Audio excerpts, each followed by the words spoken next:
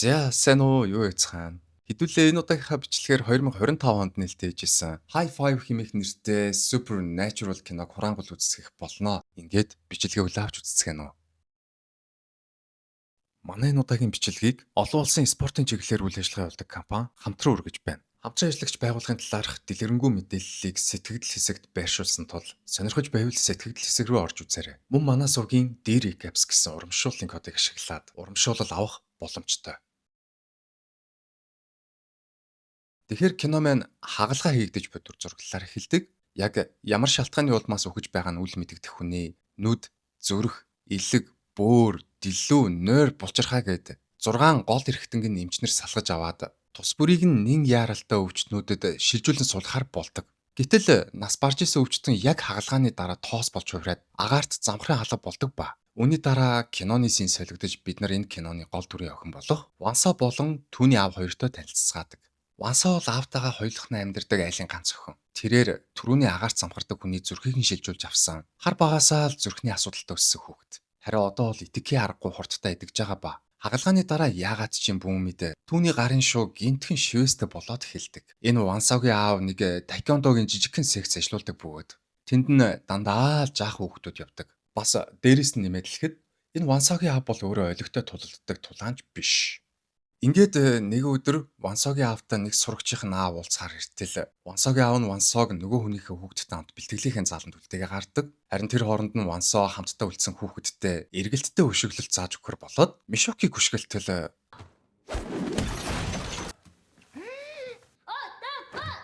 саяны үйл явдлын дараа Вансо биед нь гараад байгаа өөрчлөлтөө мэдрэхийн тулд нэг өксүр зам руу гүйж үзэхээр шийддэг. Тэгээд тэр замаараа дээшгээ гүйгээд эхэлтэл итгэхийн аргагүй хуртаа гүйж бариад өндрөөс өндөр дүсэрч хараагаад яг л супер баатар шиг болцсон байдаг. Тэгээ мэдээж хэрэг хүн ингэж хурдтай гүйж хараагаад байвал харсан үдсэн хүн нь бичиж авангуудаа өнөх бичлэгээс сошиал орчинд байршуулах нь тодорхой. Түүний ингэж адуу мал шиг гүйж харьяажсэн бичлэгийг интернетээс олсон нэг залуу бичлэгийг нь зогсоож аваад аккаунтынх нь өмсгөл дээр байсан нэрээр нь хайж олоод Вансог нууцаар тагнаж эхэлдэг. Харин Вансо өөрийг нь нууцаар тагнаж исэн залууг аль хэдийн олоо мэдсэн байдаг бөгөөд түүнийг гиндүүлээд гэхүү айлсуулж зочоогоод гэхүү ямар ч тач иймэрхүү байдлаар гарч ирээд барьж авдаг. 토커의 사랑이에요. 셋 다 범죄인데 이거.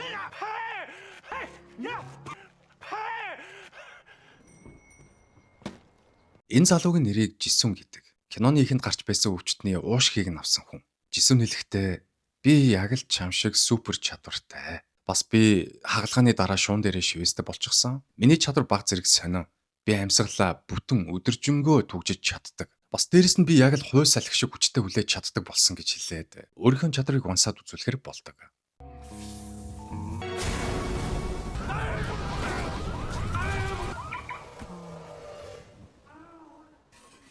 Ийхүү чадвараа үзүүлсэн Жисүн Вансод бид нар зургуулаа байх ёстой. Тухайн үед нийт 6 хүнд идэрхтэн шилжүүлэн суулгах хаалгаа хийсэн юм байна лээ. Ямар ч тач би чамайг олсондоо туйлын баяртай байна. Одоо үлдсэн 4 хүнээ хайгаад олчвол яг болох гээд байна. Чи надтай хамт явж нөгөө дөрвөө хайх уу гэж асуутал Вансогийн сониуч занаа нь хөдлөөд Жисүнтэй нийлж супер чадвартай хүмүүсийг хайхаар болдог. Тэгээд энэ хоёр нийлж хаалгаанд орсон хүмүүсийн мэдээллийг цуглуулж явсаар Сонны гэдэг нэртэй нэг ихчийг олж авч танилцдаг. Энэ Сонны гэдэг хүн бөөр шилжүүлэн суулгах хаалгаа хийлгэжсэн байдаг ч харамсалтай нь одоогоор ямар нэгэн супер чадвартай болж амжаагүй. Бас дээрээс нь энэ талаар ямар ч мэдээлэлгүй явж исэн байдаг ба. Вансо Жисүн хоёр Сонны ихчэд өөрсдийнхөө тус бүрийн чадруудаа үзүүлчихэд танд ч муу ялгаагүй ямар нэгэн чадвар байх ёстой. Та түүнийг олж илрүүлэх ёстой гэдэг зөвлөгөө өгч байтал гаднаас Кидон гэдэг нэртэй нэгэн залуу орж ирдэг. Энэ Кидон бол тог цахилгаан, Wi-Fi, гар утас гэх мэтчлэн бүхий л цахилгаан төхөөрөмжүүдийг удирддаг. Өмнө нь нүдний хагалгаанд орж байсан хүн байдаг ба зүгээр л энэ хаваар явж байгаад яг өөршгөө чадварлаг хүмүүсийг алсаас соромзон толгойноор мэдрээд тэдэнтэй уулзаж үзэхээр ирсэн юм а гэж хэлээд энэ гуравтай танилцаж нэгдээд дөрүүлээ болж авцгаадаг.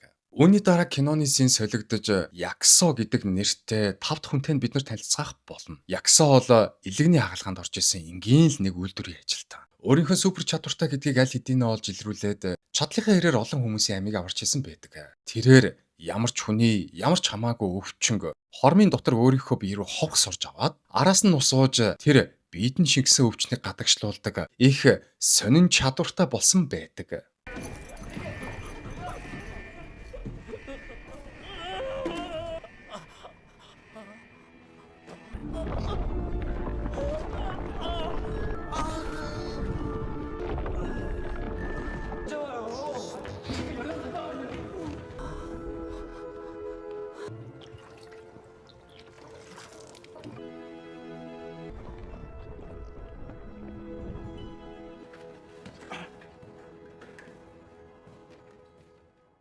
За одоо хэдүүлээ 6 дахь хүн буюу хамгийн сүүлийн үнтэйгээ танилцгаах болно. Түүний нэрийг Ёнчо гэдэг 86 настай маш хүнд өвчтэй асар баян эрхэм. Даанч хүнд өвчтний улмаас болоод өнөө маргаашаа хүлээгээ твтэж байгаа нь. Харин бүсгүй бол түүний газар дээрх ганц охин. Аавыгаа эдгэхийн тулд шинжлэх ухаан болон шашин мөргөлгээд аль алийг нь л хослуулж байгаа нэгэн. Тэгтэл хазаар Ёнчо хэмээх энэхүү хүнд нойр булчирхай хагалгаа хийгдээд нөгөө супер хүний нойр булчирхайг шилжүүлэн суулгахтал гентхэн ухаан орж ундиж ирээд би өлсөд надад хоол хэмээн нэгтэг. Ийхүү хүнд өвчнийг ялсан Ёнчо болон түүний охин хоёр энэ үйл явдлыг энэ бол бурхны хүч, бурхан өөрсдийнх нь залбирлыг сонссон учраас хүнд өвчнийг нь итгэж өгсөн. Тиймдээ үхлийг ялсан Ёнчо бол өөрөө бурхны хүч чадалтай болсон хэмээн сэтгэцгээгээд өөрсдийнхөө шин шашны урсгалыг дэлгэрүүлэхээр болцгоодог. Ингээд аав охин хоёр шин шашны урсгалаа дэлгэрүүлэх арга хэмжээнийхээ бэлтгэл ажлыг базааж авах үедээ Хуан гэдэг нэртэй нэг хүнтэй уулздаг. Энэ Хуан Ёнчогийн хуучных нь бизнес түнш. Тэгээд бас өөр нэг шашны урсгалын тэргүүн хүн юм байна лээ. Ямар ч тач энд ирэнгүүтээ Ёнчотой эхлээд мөнгөний хэрүүл хийдэг. Дээсүүл рүүгээ Ёнчотой муудалцаад нөгөөтхөнтэйгээ зандалтаад бараг л бие биенээ цохингоо алдан автал Ёнчо Хуаныг багалзуурнаас нь натгаж аваад амьдралын энергийг өөрийн мэдлгүй хог сарж авангуудаа ухаан алдуулж унгаагаад яг тэр сорсон хэмжээний энергиэрээ залуухан болоод эхэлдэг. Тэгэнгүүтээ өөрийгөө бүр гайхаад нэг модонд хүрээд үзтэл модны энергийг бирүүгээ сорж аваад жинхнээсээ л бурхны хүчтэй болцсон байдаг. Харин түүний охин аавд нь хагалгаа хийсэн эмчийг дуудаж уулзангуудаа аав нь хагалгаа хийлгэснээс хойш нэгдүгээрт цоо эрүүл, хоёрдугаарт ер бусын хүчтэй болсон талаар дуулахтал эмч аавынхын доонор угаасаа л ер бусын биетэй хүн байсан. Тэр хүний 6 гол эрхтэнг 6 хүнд шилжүүлэн суулгасны нэг нь танаа аав байсан юм аа гэж хэлтэл. Ёнчогийн охин тэгвэл би тэр 5 хүнийг тавууланг нь барьж аваад эд эрхтнүүдийг нь аавынхаа бие рүү шилжүүлэн суулгах болно гэж хэлээд эмчээс бусад 5 хүний хувийн мэдээллүүдийг аваад тавууланг нь бариулахаар өөрийнхөө хүмүүсийг явуулдаг.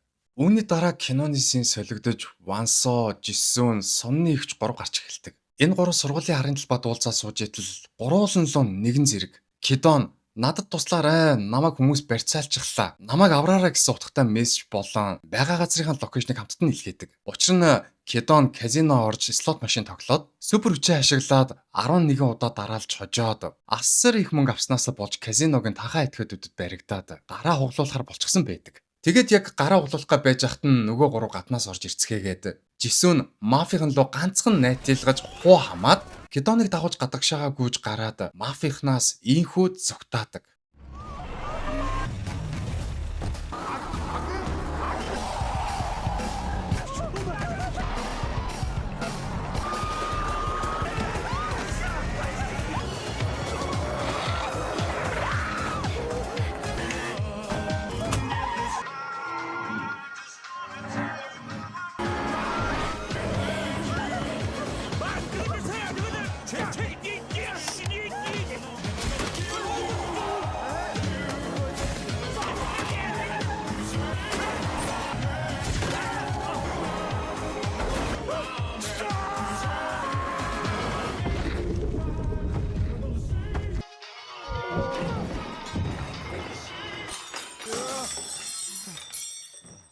Зэнхүү үйл явдлаас хойш 1-2 хоногийн дараа элэг шилжүүлэн суулгах хаалгаанд орж исэн Яксогийн ажилдаг үйлдвэр дээр нь гинти осол гарч дэлбэрэлт болоод нэг ажилтан нь хими хорт утаатай өрөөндөө ганцаархнаа түгжигдээд үлддэг. Тэгтэл азар манай хэд яг энэ үйлдвэр их нь ойролцоо явж тааралдаад дэлбэрэлтийн чимээг сонсонгуудаа үйлдвэрлээ орж ирцгээгээд Яксогийн онгойлгож чадахгүйсэн нөгөө төмөр хаалгыг нь цөм өшгөлж онгоолгоод дотор нь байсан хүнийг аварж гадагшаага амжилттай гаргаж ирдэг. Харамсалтай нь нөгөө хүн хорт утаанд хорцсноос болж яг үхлийн ирмэгт ирэх үед Яксо аргагүй ихэнд супер хүчээ ашиглаж нөгөө хүнээ авраад өөрийгөө супер хүчтэй гэдгийг нийтэд мэдгэдэнгүүтээ оройн нь энэ дөрвтэй танилцаж хамтдаа хоол идээд бусдынхаа супер хүч чадлуудтай танилцаад улмаар тавуулаа хамтлаг болцгооё. Яг л гарын таван уруу шиг үргэлж хамтдаа байцгаая. Тэгэд муу залуусыг олж шийтгээд ядарсан хүмүүст нь тусалцгаая гэж ярилцаад нэг ёсондоо супер баатрийнхаа бүлгэмээ байгуулчаад гэр гэрлүүгээ хайрцгаадаг.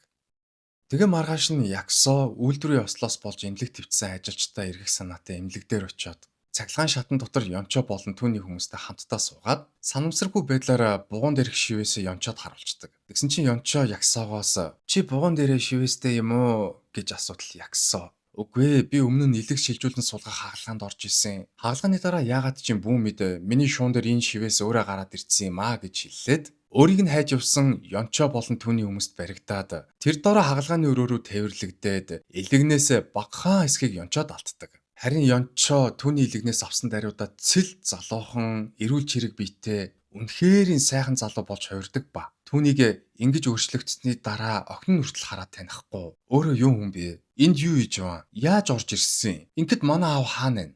гэж асуудал Ёнчо. "Намайг баг хахад манай аав миний хүү үнэхээр царайлаг шүү" гэж хэлдэг байсан. Аав маань үнэхээр л үнэн хэлдэг байж дээ. "Чи өсгсөн эцгээ хараад танихгүй байх гэж юу? Одоо надад үлдсэн 4 хүнийг дөрүүлэнг нь авчирч өг. Би тэднээс өөрийнхөө эд эрхтнүүдийг авмаар байна" гэж хэлтэл охин нь аавыгаа таниад туслахуудаа манай дөрвийг дөрүүлэнг нь барьж ир гэж тушаагаад явуулдаг. Тэгтэл түүний туслахууд Кидон, Жисүн, Сонны ихч гурыг ядах юмгүй барьж авцгаачаад Вансог барьж авахаар иртэл Вансогийн аав нь яг юу болоод байгаа вэ гэдгийг ойлгож байгаа ч юм байхгүй. Эдгээр хүмүүс охиныг нь барьж авахаар ирсэн гэдгийг нь ч мэдээгүй. Тэгсэн мөртлөө эр хүний бадрангуй характер гаргаад эдгээр хүмүүстэй зодтолдохоор болцдог.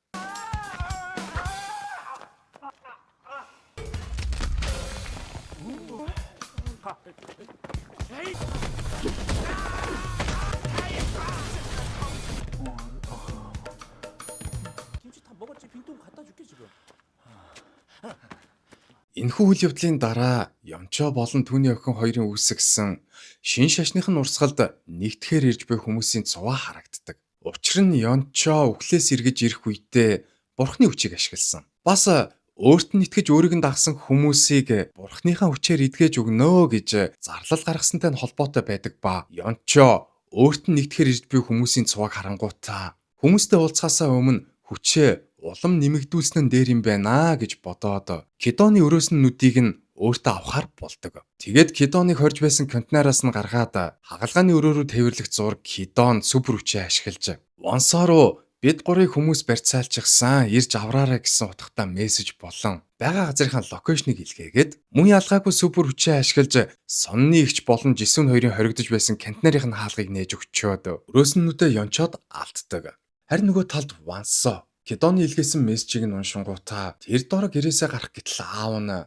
"Охиноо хайшинч ганцаарнг нь гаргахгүй. Түрүүнийг шиг муу хүмүүс дахиад гараад ирэх юм бол миний охин биеэ хамгаалж чадахгүй штэ. Аав нь охиноо хүргээд өгье" гэж хэлээд Кидоны илгээсэн локейшн руу охинтойгоо хамтдаа явдаг. Үүний дараа киноны син солигдож өрөөснүүдээ алдсан Кидон болон илэгнийхээ талыг алдсан Ягсоо хоёр хоёулаа зэрэгцээ твтцсэн. Хин хинийх нь биеийн байдал тун тааруухан байгаа харагддаг ба Кидон Ягсоод "Та бүх хүч чадлаа алдсан уу? Танд жаахан ч болтгой хүч чадал үлдсэн үү? Хэрвээ танд жаахан ч болтгой хүч чадал үлдсэн бол тэрийг ашиглаад намайг тэнхрүүлээд өгөөч" гэж хэлтэл Ягсоо өөрт нь үлдсэн эцсийн хүчээ шавхаад Кидоныг тэнхрүүлж өгөхөр болдог. Харин Ёнчо өөрийнх нь дагагч болохоор ирсэн хэдэн мянган хүмүүсийн өмнө тайзан дээр гарч иртэл түүний цэл залуухан төрхийг харсан хүмүүс гайхаад "Энэ юу хүн бэ? Бидний эцэг Ёнчо хаана байна аа?" хэмээн орилдож эхэлтэл Ёнчо Кидоноос авсан нүднийхээ хүчээр бүх хүмүүсийн гар утсыг удирдаад дараад нь Ёксоогоос авсан илэгнийхээ хүчээр сумгаан хүнийг идгээж хоёр хөлдөөр нь босгоод улмаар цээжин бие нь галд түлэгдсэн хүний шарх соргийг улмөргүй идгээж өгөнгүүтээ "Би бол та нарын хайгаад байгаа эцэг Ёнчо ч юм байна. Та нар намайг чин сэтгэлээсээ шүтэж чин сэтгэлээсээ дагах юм бол миний энэ хүч чадлаас хүртэх хэрэгтэй болноо. Надад дагаар орж намайг чин сэтгэлээсээ шүтэж надад чин сэтгэлээсээ залбирцгаа" гэж орилдол хүмүүс "Ааваа намайг ашиглаач" гэж орилдог бичлэг дээр гардаг шиг "Ёнчо намайг ашиглаач" ингээд энэхүү үйл явдалтай зэрэгцсэн Ансаа болон түүний аав хоёр эднэрийн байгаа барилгын гадаа ирцгээдэг. Тэгтэл Ёнчо аав охин хоёрыг ирсэн гэдгийг алсаас мэдрэнгүүтээ Төгжээтэй байсан бүх хаалгануудаа алсаас удирдах нээж өгөөд аав охин хоёрыг дотгошоо оруулангуудаа өөрөө ч муу ялгаагүй аав охин хоёр дээр хурч ирээд Вансаг хараад дажгүй хөөхөн охин байх чинь вэ. Бодвол тэр хажууд нь байгаа ба аав нь лахта. Би түс тас гэж шулуухан хэлчихье ба. Би танаа охины зүрхийг амаар байна. Энэ охины цээжин дотор цохилж байгаа зүрх өгтөө бол миний цээжин дотор цохилох ёстой зүрх гээд үнэн бадрангуу томорч байхтай зэрэгцэн сонны ихч болон жинсүү хоёр мөн нөгөө талаас Якса болон Кидонаар хурч ирцгээгээд Ёнчогийн эсрэг тулдахаар болцгоодог. Тэгтэл тайкондогийн секц ажилладаг Вансагийн аав өөртөө мангар итгэлтэйгээр хамгийн ихний довтлогоо хийдэг.